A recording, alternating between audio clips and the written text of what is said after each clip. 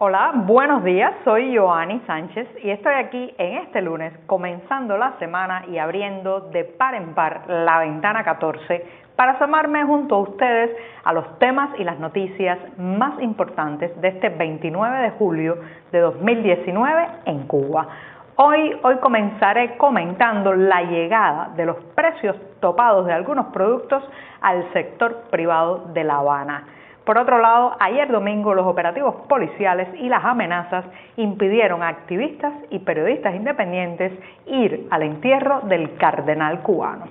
Mientras tanto, se ha cerrado en Caracas el Foro de Sao Paulo, una cita donde se ha reforzado la miopía ideológica. Y para terminar, una pincelada deportiva. Cuba acumula 7 medallas en los Panamericanos de Lima. Pues bien, dicho esto, voy a pasar a revolver para tomarme el cafecito informativo. Ese que de lunes a viernes comparto junto a ustedes, recién colado, breve, un poco amargo, como ya saben que me gusta a mí, pero siempre necesario. Después de este primer sorbito del día, les recuerdo que pueden ampliar todas estas noticias y estos temas en las páginas del diario digital 14 y medio que hacemos desde dentro de Cuba. También recordar a nuestros lectores residentes en territorio nacional que lamentablemente tendrán que usar proxies anónimos o servicios de VPN para saltarse la censura contra nuestro sitio en los servidores cubanos.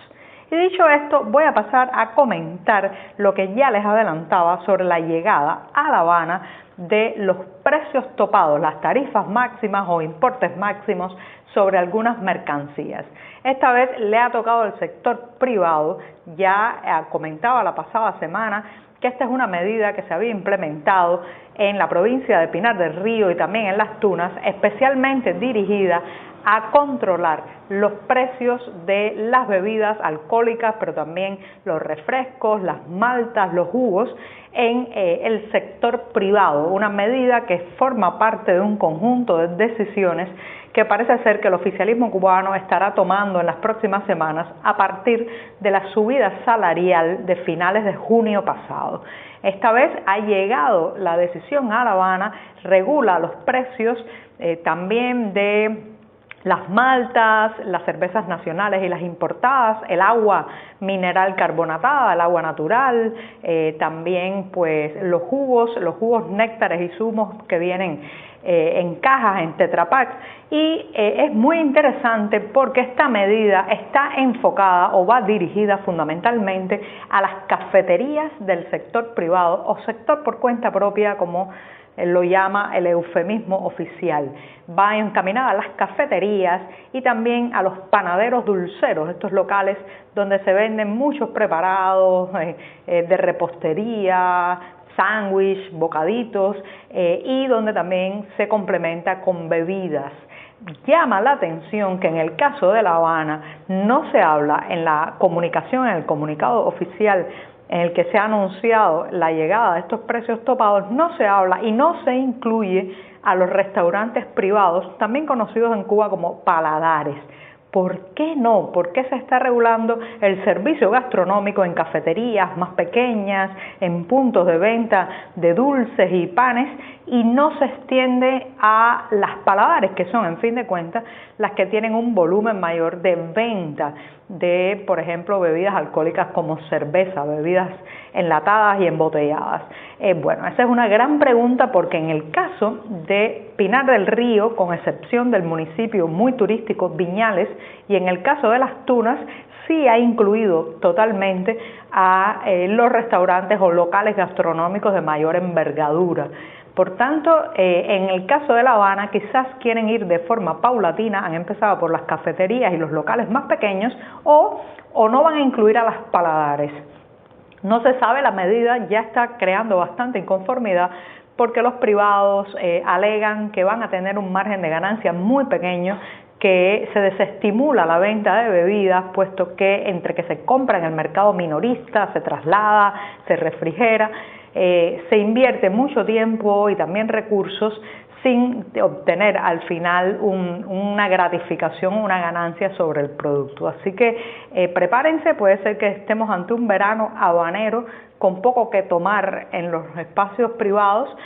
porque todo este tema de los precios topados o los precios máximos impuestos desde arriba, como ustedes saben, la mayor parte de las veces lo que genera es escasez, desabastecimiento y que muchos productos pasen entonces a ser ofertados en el mercado informal. Ya esto los están advirtiendo los economistas y el temor es que el paquete de medidas, ese paquete de decisiones desde el punto de vista financiero y económico que se ha ido anunciando o dejando entrever en las pasadas semanas, venga fundamentalmente con este tipo de regulaciones. O sea, en vez de abrir, flexibilizar, dar más espacio al emprendimiento, venga con recortes, imposiciones y camisas de fuerza. Si esto es lo que compone el paquete de medidas económicas, pues vamos muy mal. Y con esto me voy al segundo tema, que está relacionado con el funeral del cardenal Jaime Ortega. Recuerden que el viernes pasado, justo después de grabar esta Ventana 14, recibimos en la redacción de 14 y medio la noticia de la muerte del cardenal Jaime Ortega. Esta es una noticia que llevaba semanas ya generando cierta expectativa por el mal estado de salud de el cardenal, quien padeció una larga enfermedad según fuentes eclesiásticas. Murió a los 82 años, el 26 de julio casualmente, y lo que ha pasado alrededor de su despedida, estuvo 3 días su cuerpo en la Catedral de La Habana. Allí se le fueron muchos fieles y también figuras religiosas a rendirle homenaje, pero pasó algo también muy lamentable, y es que ayer domingo, cuando el cuerpo del cardenal iba a ser trasladado hacia el cementerio de Colón, recuerden que bueno, pues allí fue enterrado en una zona dedicada a los obispos. Hay una parte del cementerio, el Cristóbal Colón de La Habana, que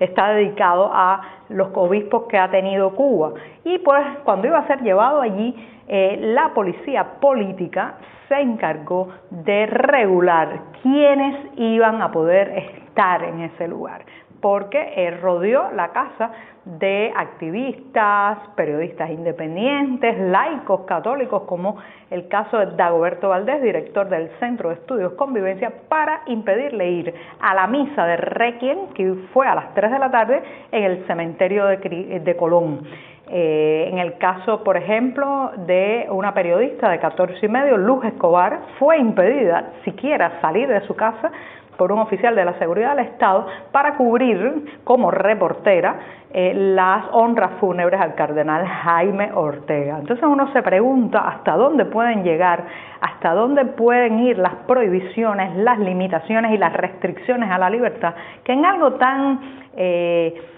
sagrado como puede ser la muerte de un cardenal, las honras fúnebres que se le hacen, pues incluso ahí las tijeras de la represión recortan los derechos de los ciudadanos. También me estoy preguntando si la Iglesia Católica Cubana en las próximas horas o en los próximos días va a hacer algún tipo de declaración pública y oficial sobre esto que ha ocurrido, si va a repudiar que mientras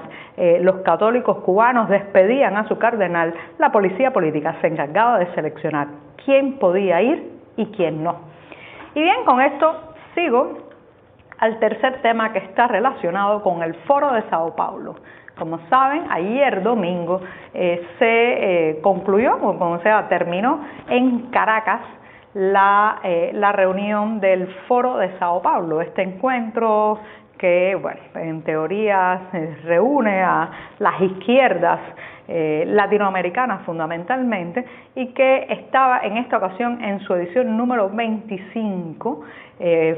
tuvo como locación Venezuela y se volcó prácticamente en la mayoría de las acciones que tuvo este Foro de Sao Paulo a romper lanzas, dar un espaldarazo, apoyar a Nicolás Maduro frente a un cerca de 500,000 de delegados internacionales que lo arroparon durante 3 días. Resaltaron varias cosas en este Foro de Sao Paulo: la baja asistencia de mandatarios y de figuras gobernantes.